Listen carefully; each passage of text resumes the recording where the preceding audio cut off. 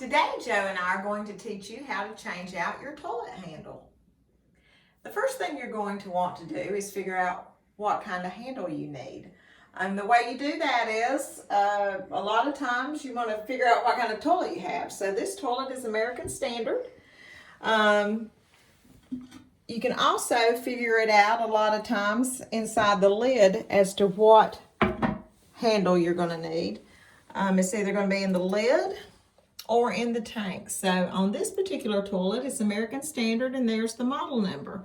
And if you'll look here at this handle, you know, you're going to want to get a handle that is similar to what you have. Now that you have picked out your similar handle, this can sometimes be the tricky part. If you guys watch my videos, you always know I go righty-tighty, lefty-loosey. Well, this is totally opposite. The handle is reverse thread, so it's actually going to be righty-loosey, lefty-tighty.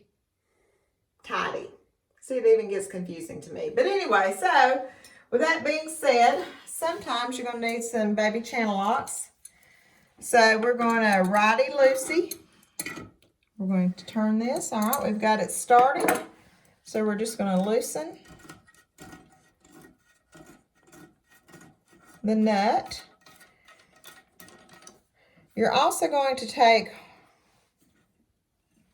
your flapper chain. You're going to unhook it from your handle.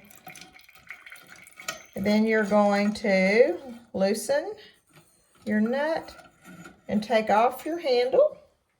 So now we're ready to put the handle back on. A lot of times your handle might not be broken. You just want to change your finish. So this will help with that as well. So what you're going to do is put the handle in the hole. And notice how this is square and your hole is square. You want it to go in the hole that way. As I mentioned earlier, this is reverse thread, which means that it is threaded backwards of what you normally do. So here again, now we're going to lefty-tighty.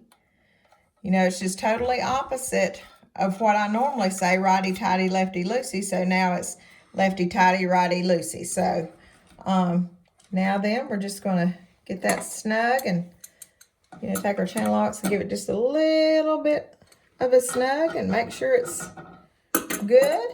And then you're going to reach in and get your chain, which should still have the hook part on there, and just hook it back the way it was before you took it off. So sometimes you may have to flush it to get the chain to, there we go back on. But really, that's all there is to it. If you found this video helpful, please be sure to give us a thumbs up, share, and subscribe. And thank you so much for watching.